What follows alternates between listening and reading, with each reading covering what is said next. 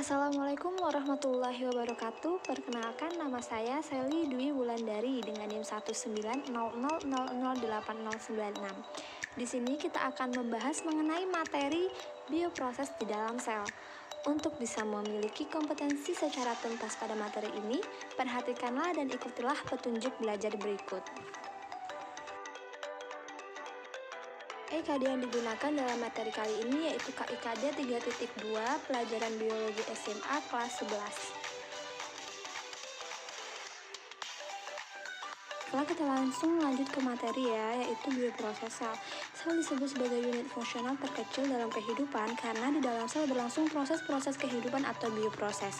Bioproses yang berlangsung di dalam sel merupakan mekanisme transfer membran. Mekanisme transfer pada membran adalah proses keluar masuknya molekul melewati membran sel. Transfer membran yaitu perpindahan molekul atau ion yang melewati dua membran. Terdapat dua transfer yaitu transfer aktif dan transfer pasif.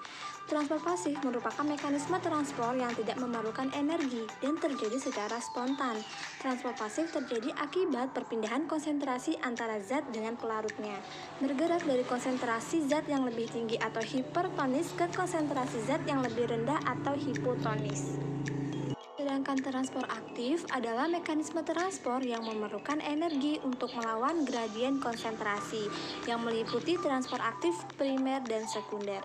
Transfer aktif primer memerlukan energi dalam bentuk ATP, sedangkan transfer aktif sekunder memerlukan energi untuk menciptakan potensial membrannya. Selanjutnya yaitu reproduksi sel. Reproduksi sel adalah proses yang membagi satu sel induk menjadi dua atau lebih sel anakan. Reproduksi sel terjadi melalui tahap-tahap tertentu yang bertujuan untuk mengatur informasi genetik induk yang akan diturunkan kepada sel anakan. Reproduksi sel dibagi menjadi tiga yaitu amitosis, mitosis, dan meiosis. Selanjutnya ada sintesis protein.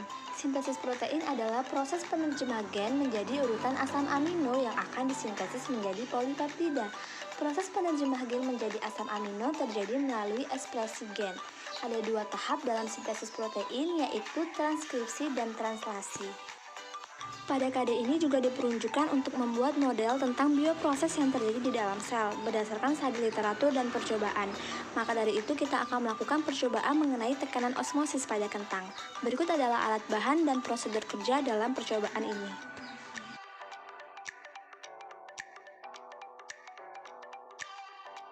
Untuk hasil percobaan yang telah dilakukan dapat ditulis hasilnya seperti pada tabel.